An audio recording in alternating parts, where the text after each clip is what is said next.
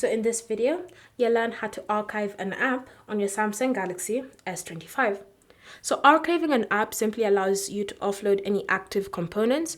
So for example, you can see I've already archived Call of Duty, which means that any weapons, maps, all those things have been offloaded.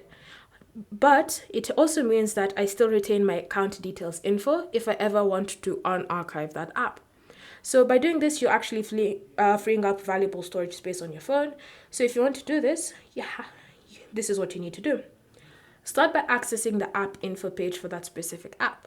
Now you can do this by opening the settings app and then scrolling and selecting apps and looking for that specific app in this list here. Or you can just go to the home or apps drawer, look for the app, long press on it like this, and then tap on this eye icon to view the app info. Once you've done that, you'll be brought to the app information page and you should see this option archive. So tap on it and you can see it says archived Call of Duty Warzone, which means that I've done that successfully.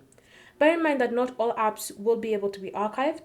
So things like the contacts app on your phone, that doesn't allow you to archive it. And so that's how you can do it. Thank you for watching.